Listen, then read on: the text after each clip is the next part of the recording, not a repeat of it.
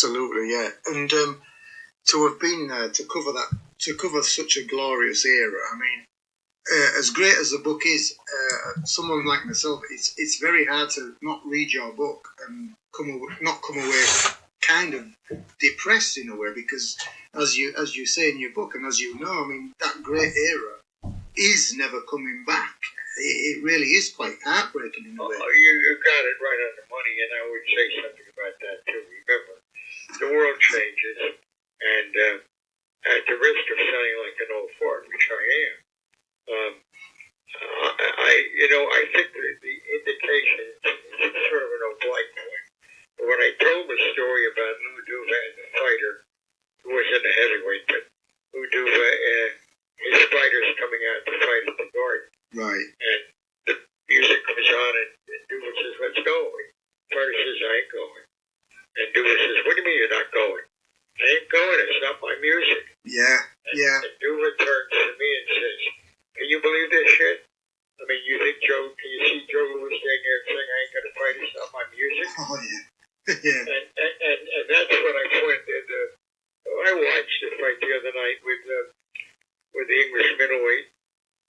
Saunders and Canelo. And, the marching up and down to the sides, the smoke, to this, to that. I mean, it's all bullshit. Yeah. But it's that we're in the bullshit generation now. And I don't mean of fighters, I mean of people. Yeah. Yeah. They used to be the most exciting thing. I don't know. By the way, are we taping this? Yeah, I am recording it, Jerry. Okay, all right. I just deviated for a moment. No, that's fine. We're in an age when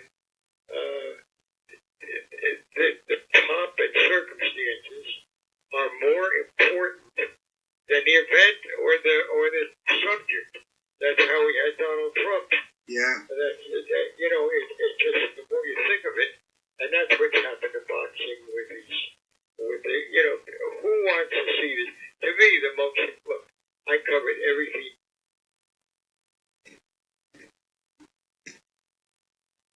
Yeah. And I did like 50 World Series baseball, and it doesn't mean anything anymore because it's got to have this show business backdrop. The most exciting moment in sports, and all the things that, like in the Kentucky Derby, score the two most exciting 2 minutes in sports. And yet, the most exciting instant in sports for me always, when the fighters were coming to the ring in a heavyweight title, you could hear a little buzz, and then they got a little louder and a little louder the closer they got to the ring. And when they lifted up those ring ropes for the guy to pull in, it was a thunderous noise. Yeah. And there was no music, and there was no staging, and there was no applause meters or anything else. And at that moment, you could make a case, because of the excitement, you could make a case for the worst heavyweight that ever lived against the best. At that moment, of course, when the bell rang, was another story. Yeah, I mean, exactly. I mean, I can only, reading your book and reading other great writers, Mark Cram, the late great Mark Cram, stuff like that brings it back.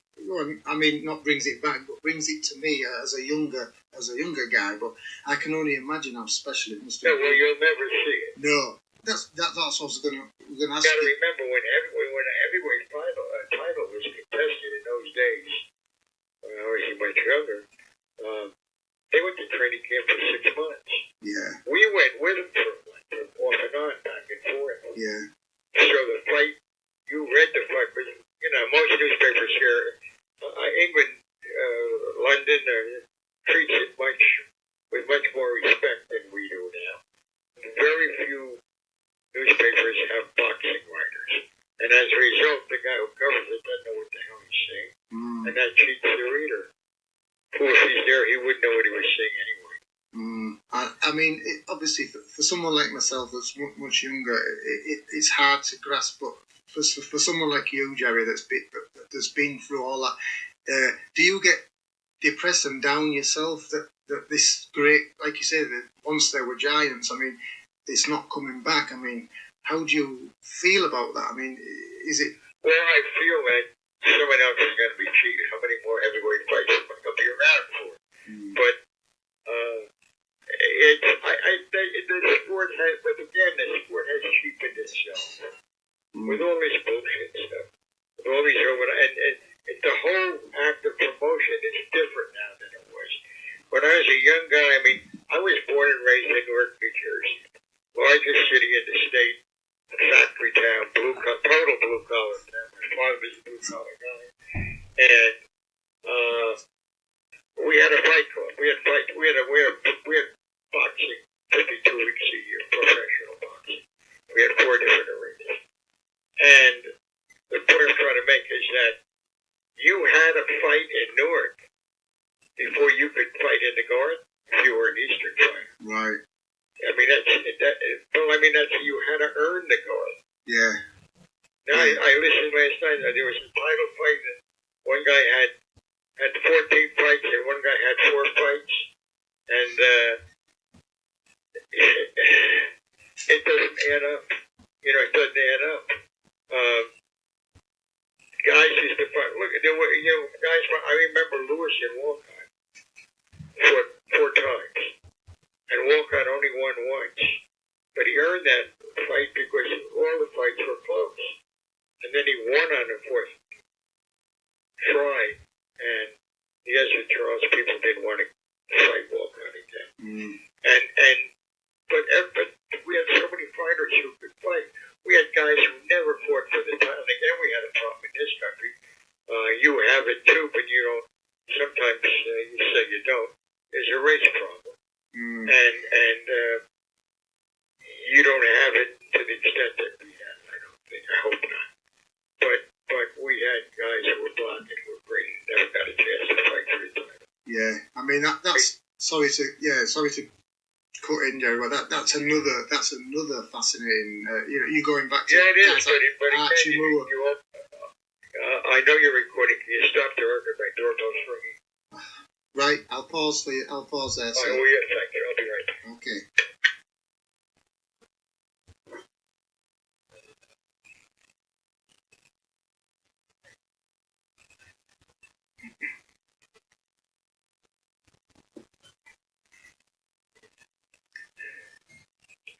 Oh, I'm sorry about that.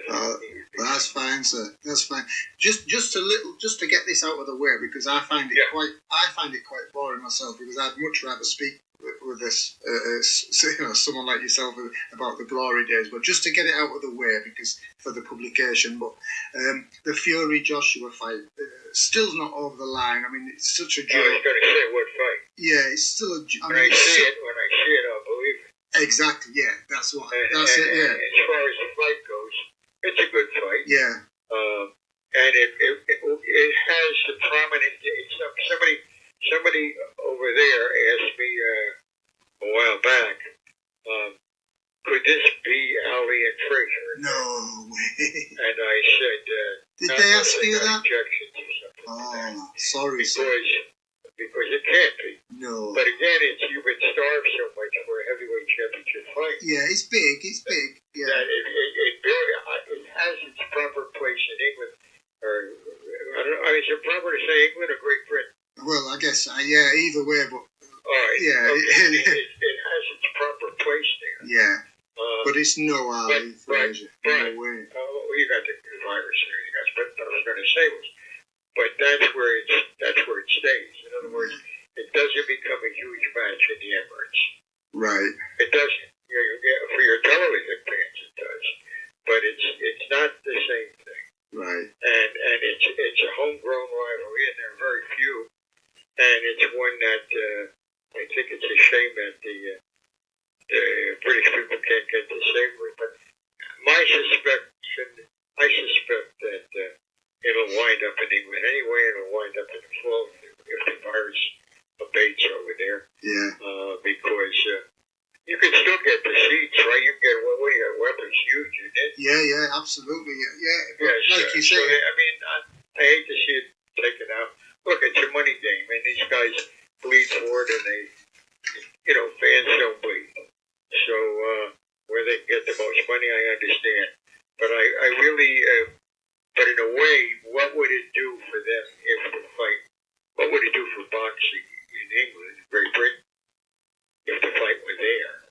Yeah. Oh, the fallout from it. And you'd see these guys the whole week of the fight. yeah. And the writers, I mean, I always go to a heavyweight fight a week, a championship fight, a week before. And that means 7 stories, columns in my case. Yeah. And I'm not complaining about that. I'm saying that means 7 extra days to reach your readers and try to explain who these people are, what this is about. And you can even take a little, I always do this the first day of anything, whether it's a Super Bowl or a fight, anything big. My first story is about the town and what's happening. Right, yeah. That's what makes you, obviously you know this yourself, you don't need any praise from me, but that's what makes you such a great writer. You put the background in it. I mean, I loved your piece on Jerry Cooney. I've read that back. Obviously, he never turned out to be a great heavyweight, but he nearly did. He could have been. Yeah. He's a guy who was just screwed by his manager's greed. Yeah. The two of them. Well, I thought Jones as much as the other guy. Rappaport, yeah. But what they wanted to do, they wanted to get the money fast. They wanted to get the, so they put him in against guys who could really punch for this and that. But they were over the hill. Yeah. They had to bail him out of old age homes to fight him. Yeah. Yeah. Do you know, Jerry, actually, it's quite interesting. Well, you obviously do know because you were probably there covering the fight, but it's actually 40 years ago tomorrow when Cooney whacked out Ken Norton in the Garden in 54 seconds. And at the time, being a young kid, I thought at the time, well, Cooney's for real, you know. But I was misled. Cooney's left hook was for real. Yeah, yeah. The problem was he didn't have a good right hand. He had a decent one, but the problem was that they didn't give him a chance. So I want to give you an example. If you don't mind my wandering off like No, this. no, absolutely. Joe Frazier. Yeah. The most important fight in Joe Frazier's life, as far as the education of Joe Frazier, was a 10-round fight in L.A. against a guy named Scrap Iron Johnson, who you probably never heard of. I've seen him on BoxRec. I've seen his name on BoxRec. Yeah, I don't know much about, obviously no, but I've seen his name. Okay, but they put him in against Scrap Iron. Scrap Iron was a guy, you know, you needed a main event fighter if it was a 10-round fight. You could use Scrap Iron. He was a guy who worked as a sparring partner. He was a guy who fought 8-round fights on smaller cards. He was, bigger cards and smaller. Is he still living? Is he still living? Sorry, but he knew how to fight.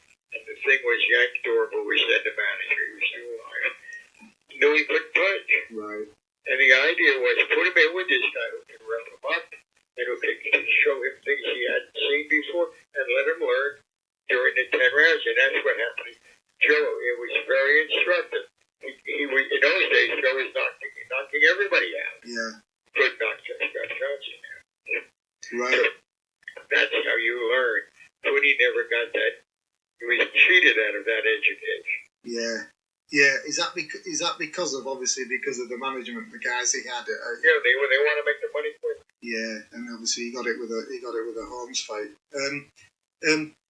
Obviously, Jerry, you knew Ali possibly better than any writer. You as you say, he was one of your best friends. You knew him 50 years.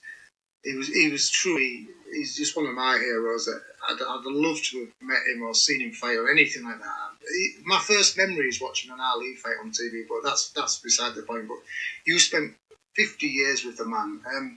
Oh yeah. Basic question. I mean, what is your favourite Ali fight? I mean, there's so many, but if you had to name of the fights, yeah, there's only one. It's the greatest heavyweight fight ever held. Now, look, people say I go back a ways, so I will tell you the truth. I can't say Cain and Abel was better because I missed the first one.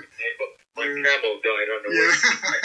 But I will tell you this, that is the greatest heavyweight fight ever held on any continent, any place, anywhere. Joe Frazier Ali. Not one, 3. 3. Yeah. Yeah. And so that's the favorite.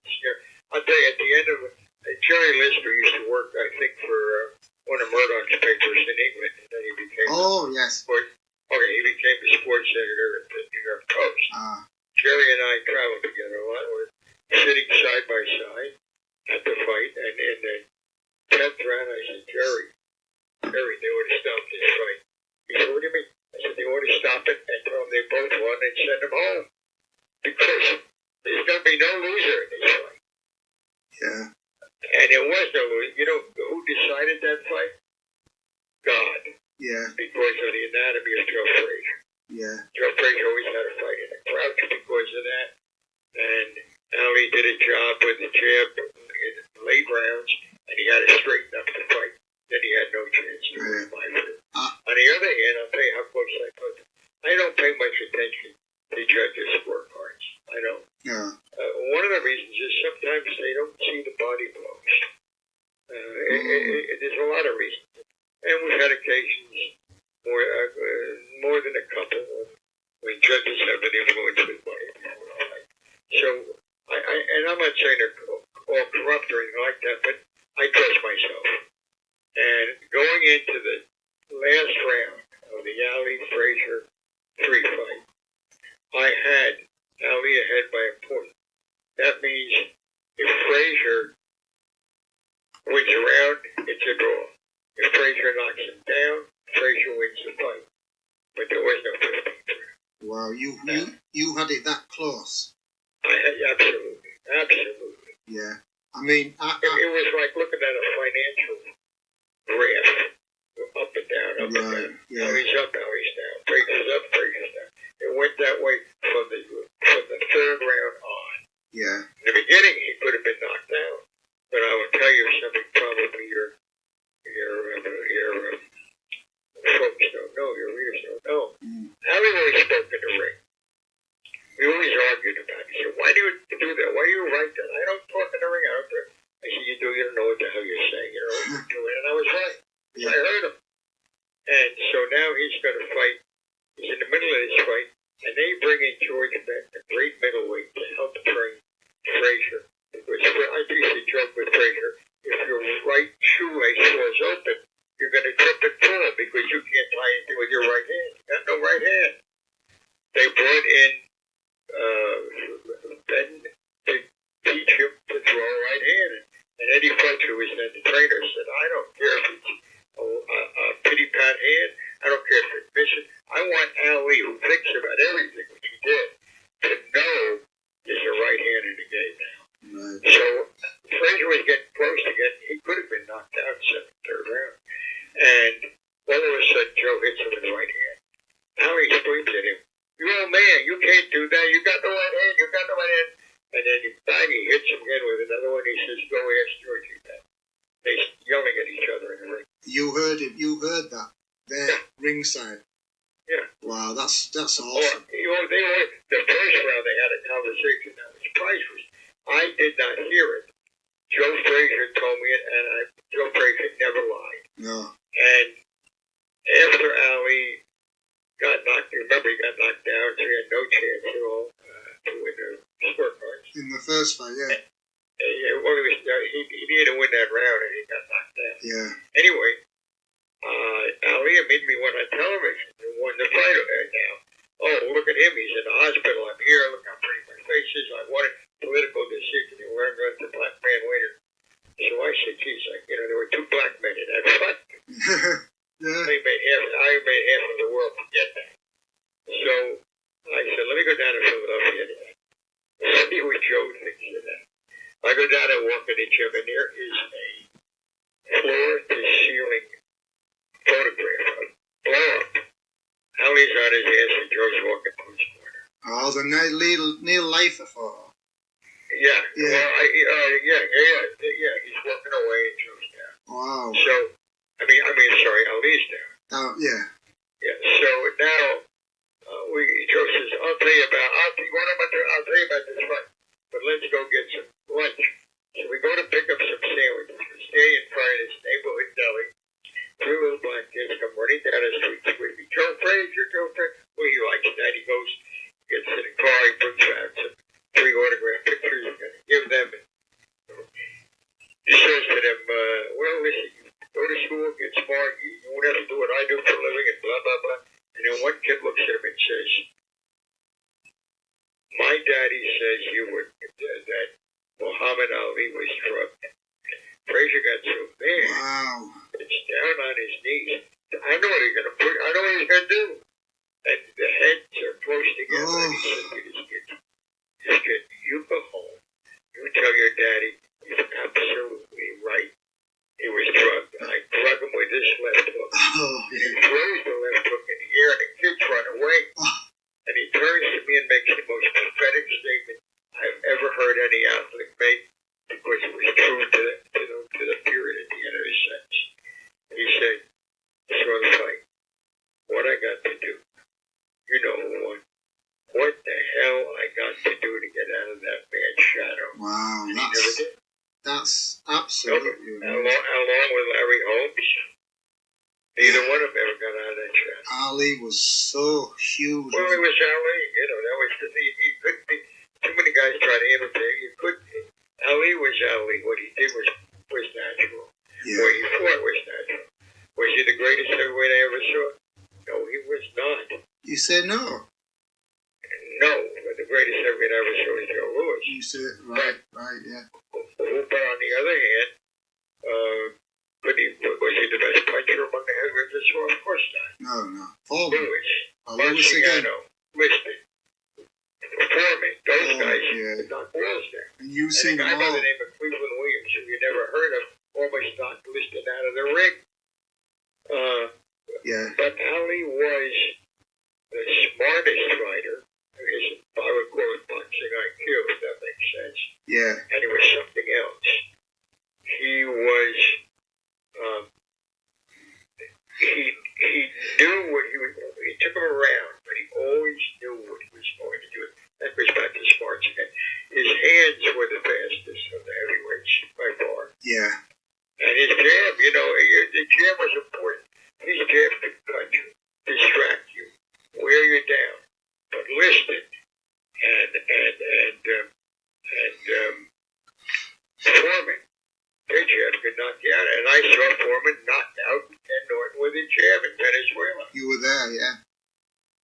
Yeah. So, but the one thing Ali was that nobody can ever take away from him, while I'm here to speak for him, he was the fighter of any weight, any size, who made the greatest impact in the 20th century. Oh, I mean, he's one of my absolute heroes. I mean, I can't remember a time. Obviously, I'm way younger, but I can't remember a time where I didn't hear of him or know something about him. He was almost there in kindergarten, what we call primary school, kindergarten. There's no doubt. I get offended when people say someone would have beat him, this and that. So how offended you must get, I can't imagine, because I don't get offended. I stopped worrying about what other people think a long time ago. That's number one. Well, that's a good thing. Number two, which is very, very important. You can't compare any athlete. You can go back to what you call football, we call soccer. You can't, or cricket even. You can't compare any athlete out of his era because the games change. Yeah, that's true. The games change. Yeah. Do you realize that Jack Dempsey weighed 185 pounds? That's amazing when you look at it, yeah. Cruiserweight, not even a small cruiserweight, yeah. But that was the heavyweight championship then. Yeah. The big guy was Panera and Turbo. They were the big giants. Giants in 6'3". Holmes is 6'4". Yeah. The whole meet, it's like the basketball, which doesn't mean much, I guess, over there, but basketball really changed. They talk about, LeBron James today, the greatest basketball. No, he's not. He's the greatest basketball player of this era. Hey, when I first saw basketball games, you score a basket, then they go back to center court and throw the ball and have another center jump.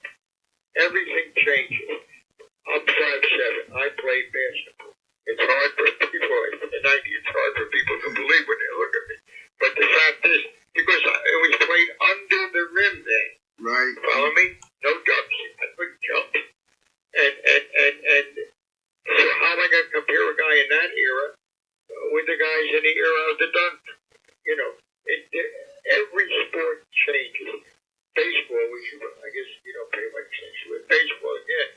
They had the dead ball area, the lively ball. When they try to make more hitters, they make the ball have more bounce in it, more, it goes further.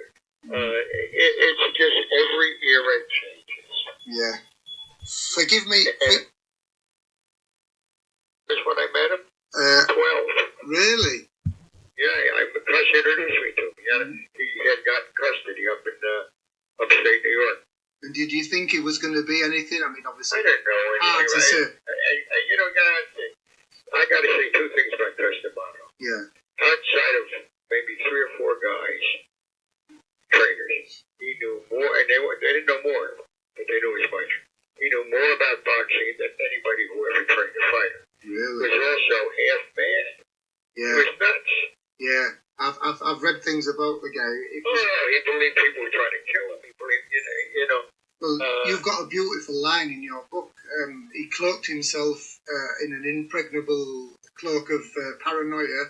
And, beautifully you know written. what he did? The funny story, he told about the mob. He wouldn't fight in the guard, which is true because Pablo really controlled the guard. Was the mob that powerful then, Jerry? Was the mob that powerful? We can't understand it now, being from this era, but you were there. Was the mob that... Totally. They control boxing. Yeah. And they control heavyweights. They control boxing a little after they lost. Liston was their last heavyweight. Yeah. I don't mean the last heavyweight that a mob guy was involved with, but I mean that the mob itself owned, you know. They owned him. Liston was the last guy. Yeah. But, I'm not going to fight for them. You're trying to get me. You know who they are. And after a while, he said it so many times. All the dumb writers are nodding their heads when he says, you know who they are. They didn't know what that was talking about. Except it was a bad guy with a mask and a gun or something, you know. However, what they never knew was Gus had his own mob. When the first Patterson Ingemar fight, yeah, the money was put up by a guy named Fat Tony Salerno. I've heard the name. Controlled the numbers rackets in New York City, which is big. He put up the money. And the reason I know, a guy by the name of Bolden was a promoter. He was a straight arrow guy, a lawyer, Bolden. Straight arrow guy, didn't know the mob they saw, from anything else. But he took the Salerno money, was the guy, his partner. So now, the night of the fight, it was supposed to be, it rains. It's an outdoor fight. They got to postpone the fight. So the next thing, Tony calls Gus and says, listen, they're fighting tonight. He didn't call Gus, he called Bowen.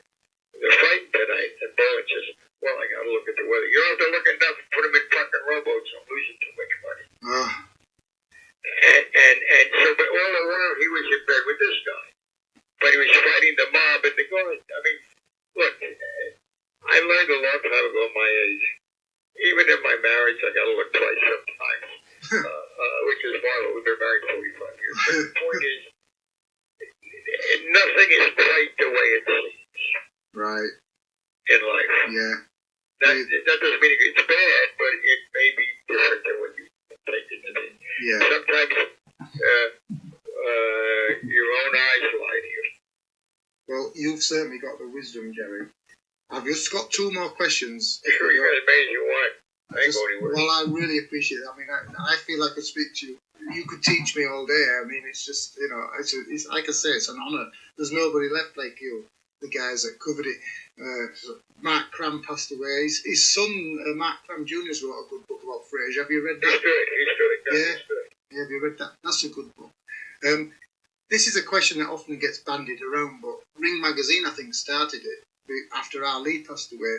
The greatest living fighter. I mean, who would you say? It's a tough one. Nobody's ever asked me that question. It's a tough one. And they asked me about who was the best heavyweight, was the greatest living fighter.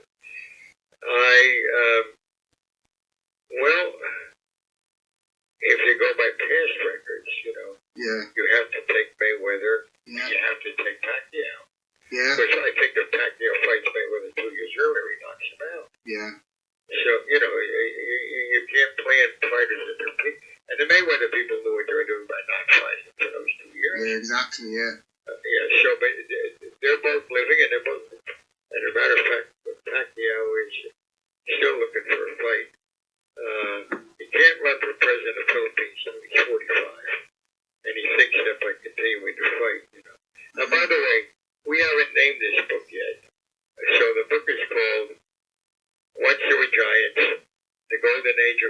boxes, and this is a reissue. And the forward is by Manny Pacquiao. Wow, by Pac-Man, yeah. Yeah, Hey. so that helps it. And can I mention another book, by the way? Absolutely.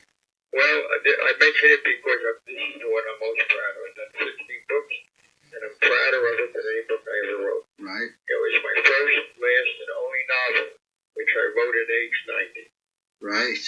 It's called After the Fire, Love and Hate in the Ashes of 1967. It's about a race riot in Newark, a mafia involvement in an election to pick a new mayor, and most of all, a love affair between a black college girl and an Italian-American college boy. And the glue that holds the book together is, can they make it or not make it? Right. We got really good reviews. Amazon still has it. I'll look to buy it. I will be buying it. Tomorrow, probably, as soon as I can. All right. Well, let me tell you something, but you can edit this out. For your favorite. Okay. You want to find the book and also a selection of my books. Go to Amazon. Don't type the book name in. Type in my name. Your name. And then you will get a list. You'll get a bunch of book covers. And I would recommend to you the novel, which I told you, the boxing book. And the third book of all the 16-minute one, you might like, you can buy it secondhand for about $5, called The Rivals. Right. Which is a great the Palmer Nicholas thing, how it started, good stuff, and Lewis and Marciano. Right. Oh yeah. Yeah, that sounds like. Anyway. So why did you leave it so late then to do a fiction book? I'm sorry. Why did you leave it so late? I left it so late because I didn't believe I could do it. Right. Really? Someone like you? The first part. And the second part of it is, remember I covered that riot. We have a riot, everybody in the office is out covering the riot. So that gave me a good starting point. My wife happens to be an Afro-American. So there's one scene in the book on a ferry boat when they fall in love, which is word for word our love affair. But the big thing was, it was the top of my bucket list. Right. A novel. And by the time I was 80, I began looking at that list. And I said, okay, I did that. And I'm very proud of it, and I feel we got great reviews. You'll enjoy it. I'm sure I will. I'm sure I will. Everything I've read of yours, and the thing it's lacking in my education. I need to read more of your books. But what I most enjoy, where I most know you from, you might be offended by this, but where I most know you from is from documentaries. Every boxing documentary I watched, you're on there. You're talking and you're there, and I always thought this guy knows. I did a lot with the BBC. Yeah, and you just know everything I about just did it. 2 more with the BBC. Really, recently? Yeah, one is coming out, and it may be out now. It's on BBC Two. Is that the name of it? Yeah. It's going to be Ali's life in 10 pictures. Oh, that's going to be awesome. And I did a number of them over there. And I did an Ali show that's never been played in the United States. And for technical reasons, I won't get into it. But I've been making an annuity off of it because the BBC and everything else that happens in England, they take little pieces out of it every year. Yeah. Not film, not tape. And they've used it over and over again. It's become an annuity. Oh, well, I look forward to watching that. But you can't find that. They take pieces out of it, put it in their shows. Right. Also, I see. Yeah, we'll just get bits. Right. Just one last question, Jerry. I hope you don't mind, but your book, obviously, is a beautiful book to read. I read it in, a day and a half. It was you couldn't put it down. It was just, wonderful. You're reading, from a master, and that was there. And nobody else could do it without a time machine. Obviously, you know that. You know that. But I like the section at the end where you put the guys that were in your list, but were nearly there. Like Ron Lyle. Yeah, Lennox and Ron Lyle and Oscar Bonavina.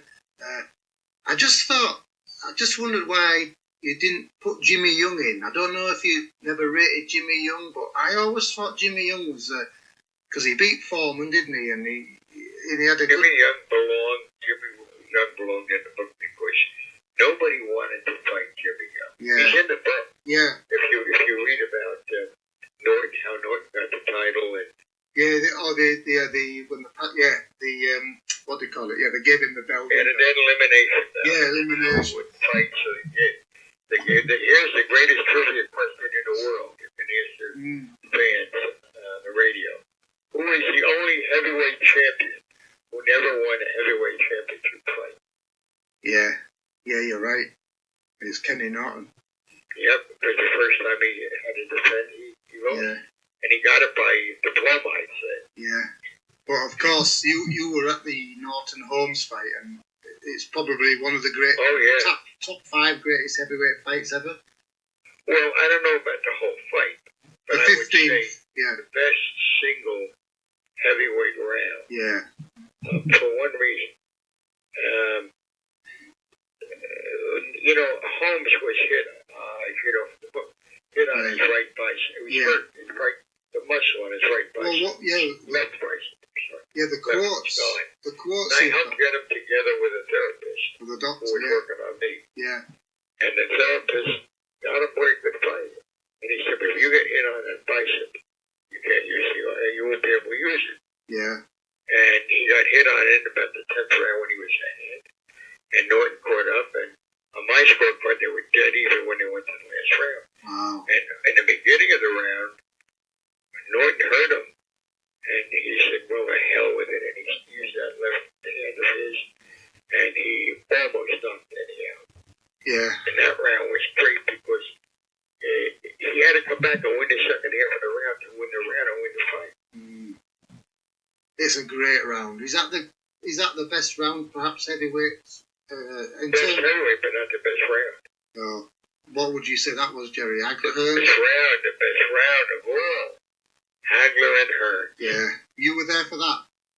Oh, yeah, but it was not heavyweight. No, obviously middleweight, yeah. But Hagler comes out, he's the bigger man, and Hearns was a tremendous puncher. Yeah. And he hits him with a hellacious right hand on the forehead. Yeah. And the butt opens up.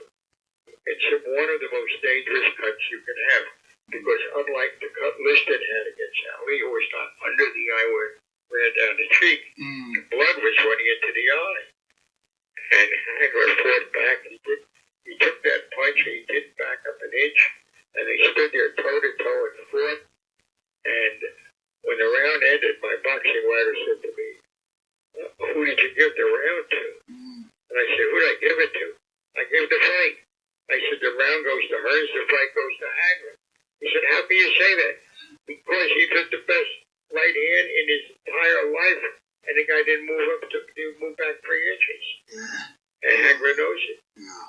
Then Hagler fought like a maniac because the blood, they couldn't close it. I think knocked him out the third. Oh, absolutely. I tell you, it's a treasure trove. That's the best first round I ever saw. Yeah. And that's saying something from the rounds you saw. I mean, when you go back to Sugar Ray, all those Sugar Ray Robinson. Did you see Sugar Ray at the end? Yeah. Yeah, I saw him. I got to see him at the end. At the end, yeah. And I'll tell you why. An interesting story. Here he was, the first phases of Alzheimer, I think, was setting in. Yeah. And he was honored at Madison Square Garden. And after the fight, there was an Italian restaurant around the corner. All the writers used to go there and swap lies afterwards, Swap lies. So I'm walking toward it was Cody-Oaks. I'm walking toward the restaurant. In front of me is a black guy, probably in his 30s. And he's got a little kid. It must be his son. He's got his arm around him. And he said, son, you saw something tonight that I want you to remember the rest of your life. And he said, well, what's that? And he said, you know that man that they did? Everybody stood up there. He said, yeah, who is he? And he said, you don't know it now, but you'll remember this. He's the greatest fighter who ever lived. Wow. That was not quite true, but it's pretty close. Because nobody is the greatest fighter who ever lived. Because there's somebody out there for everybody. Yeah. Yeah. But if I... A guy who can handle you. But if and I want to tell you one other thing. Foreman and I talk about every 2 weeks now. George.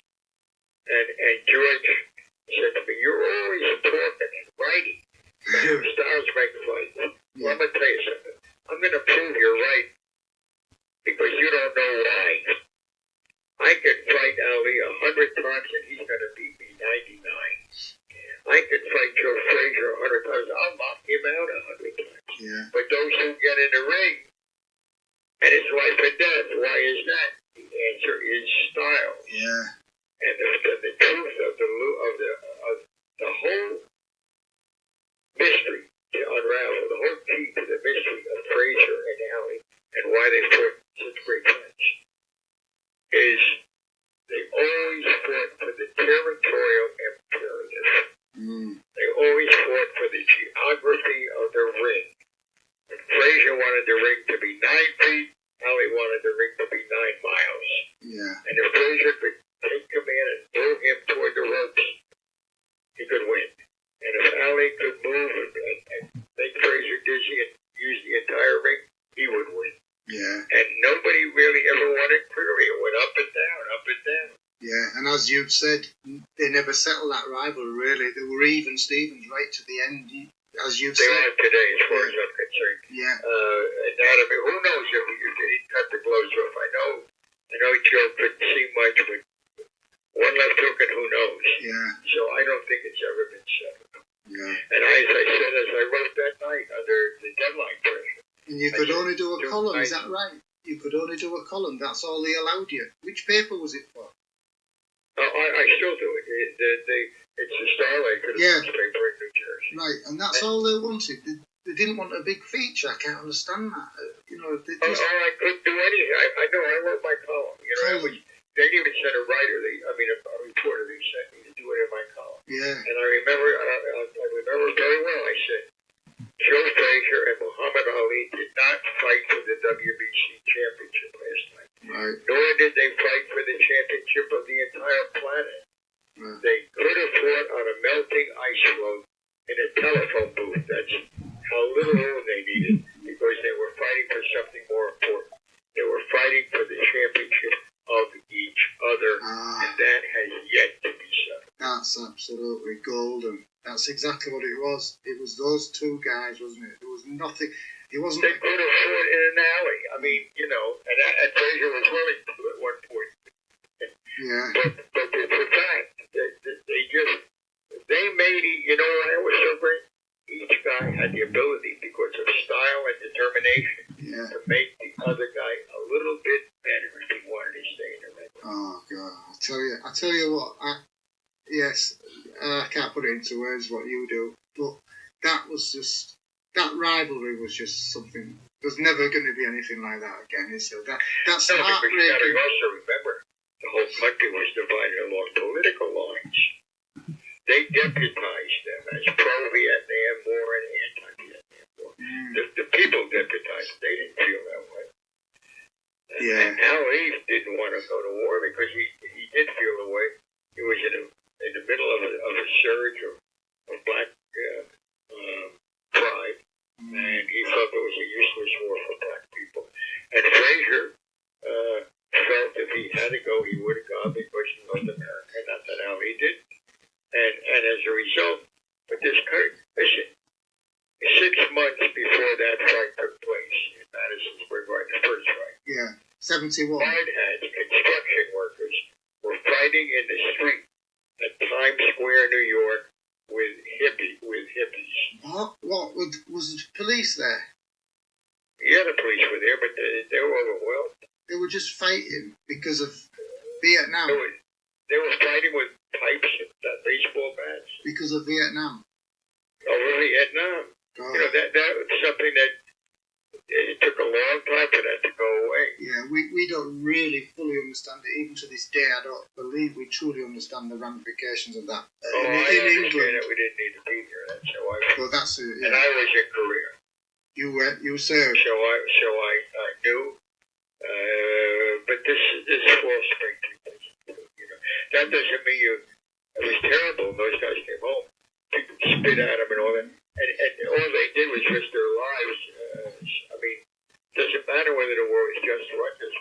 Why would you penalize the poor slobs who had to fight it? There weren't any millionaires in those prisons. Exactly, and you obviously were great friends with Ali and Fraser. You were good friends with both. I mean, oh yeah, we were close, very close. Yeah. And I'll tell you something else. The rivalry was never settled. No. Not the rivalry, the hatred on Fraser's part. Ali didn't hate anybody, and Fraser he felt that he might have had a reason to hate Ali, and I'll tell you that story. 25 years after the fight in Manila, right? I decided, quarter century anniversary, great fight, good time to do it, perspective then and now, right? Yeah. So I was there, and so the then was easy. The now, I spoke to the referee who had moved to Vegas. I spoke to the guys that were in each corner. I spoke to both fighters and how they felt now about then. If you probably would, if I'm making it clear, I don't know if I am. So anyway, absolutely. Right. So I call Ali. He says, "Well, I don't know why Joe doesn't like me." He said, I just try to help him sell tickets." I said, "Ali, my father taught me something at a very early age. Never try to bullshit a bullshitter. So don't tell me you were selling tickets because you weren't. There was no." He said, "Well," and I said, "And I'll tell you why it is. His son Marvis came home from school crying. His kids are starting to call you a gorilla, Daddy, because of Ali." And Ali said, "Well, I didn't mean to do that." He said, "Now you got to talk to him." I said, "As soon as I hang up this phone." He said, "Well, tell him for me, will you, that I'm sorry if I hurt his children." Ali said that? Yeah, he said to me. Right. "I would never do that." All right. Now I call up Joe Fraser, right? Yeah. And I said, "Before we go any further, I got to tell you, I have a message for you from Ali." And he said, "What did he say?" And I said, "He said he never meant to hurt Marvis or any of your other children. That he thought he was selling tickets, and he's sorry if he hurt your family." And Joe said, "That's what he said?" I said, "That's exactly what he said." He said, "Okay, do me a favor. When you're finished, call him back on the phone. Tell him to take his apology and shove it up his ass." Oh, wow. Oh, Joe was so bitter. Oh, yeah. And then at the end, I was getting some kind of crappy award from the boxing writers or something I probably didn't do. And he sat at the table next to me. He leaned over and he said to me, "You hear him trying to speak now? You hear what you hear?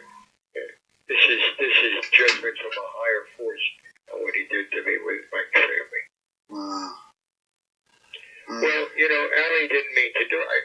No question about it. When Muhammad opened his mouth, you never knew it was going to come out because he didn't know. No. You think it just kind of went too far? I mean, Ali, he insulted some opponents with a joke, and stuff. But he just kind of went. He couldn't get off stage. When he said somebody kept going. I remember very well. Jerry Lister and I have to confess, I was a leader in this. Picked Ali to beat Foreman by knockdown. Yeah, you one of the only few. Inside. Yeah. Nobody. Sorry to interrupt, Jerry. Nobody in Britain, because I've looked into it.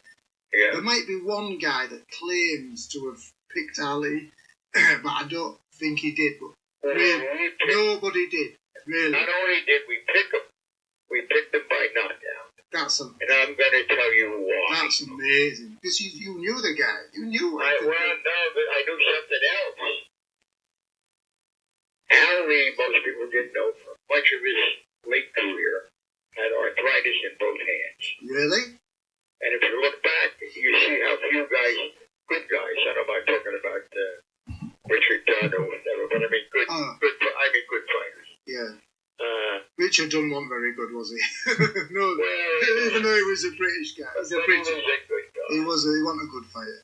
Yeah. But I don't know. I know what you're saying. He He wasn't. He was better than the Belgian stonecutter. Oh, Put his Koopman. gloves off after the first round when he got knocked out. Oh, He ran over and wanted Ali to sign the gloves. that's. I've got to ask you that. I've got to ask you about that, Jerry. You Well, don't want to let me tell you interrupt. about this. Was he drinking champagne between rounds? Well, I got to tell you about this. Okay, sorry. So he had the arthritis. Yeah, Gene Kilroy, the business manager. yeah, I've heard of Kilroy. Yeah, We're very good friends. Gene took him to a orthopedic surgeon right, in Philadelphia. right. Very famous guy. I don't know their name. And the guy said, "Listen, no more shots for the fight doctor. Nobody puts a needle in your hand. Pacheco. Never." He said, "Never." And he said, "I'm going to tell you, I cannot cure what's wrong, but I can make it so you can fight comfortably. You're gonna dip your fists in paraffin, hot paraffin, Wow, 4 times a day. paraffin. And you're going to do it week after week. And you're going to see, you can punch, and it's not going to hurt you to punch. It's not going to cure it. It's going to come back after a while. But that's what they did. And I know it works for one reason. I didn't know then. I treated my hands the same way after I heard the story. Right. And they improved. Ah. So, okay. And I'm a little older than Ali was. All right. So now, Jerry Lister and I go take a trip up to Deer Lake 10 days before he leaves for Africa, and we're going to leave in another 2 weeks. We get up there, we're standing in the doorway. Now, don't ask me to prove it, I can't, but I have convinced scientifically that Ali has eyes in the back of his head. He knew that we were standing in the doorway. Yeah, And he sensed hitting it. the heavy bit. He hadn't hit the heavy bit for a year and a half. Really? Because it hurt so much. Ah, yeah, the hands He's are... pounding the band, and he's going through this thing. He's got to know we're there. And he says, "I'll knock that sucker out. George, you're dead. You're dead, Pete. I'll knock you out, you sucker." Bang, bang, bang. "Oh, hi, guys." Yeah. I knew he knew we were there. So I didn't know about the paraffin until just before we left. Okay, so we talked for a while, and he said, "I feel good. I'm really going to knock him out. I'm telling you, I'm going to knock him out." And I said, "Okay." We walk out the door, and Lister says, "Who are you going to pick in this fight?" I said, "I'm going to pick Ali, and I'm going to pick up my knockout." And he said, "Why?" I said, "I'm going to tell you why. A long time ago in this relationship, one day he said to me, if Muhammad Ali tells you a mosquito can pull a plow, don't argue, hitch him up." Right. And I'm hitching my prediction to a knockout by Ali. And Lister did the same thing. We missed by 1 round, but that was,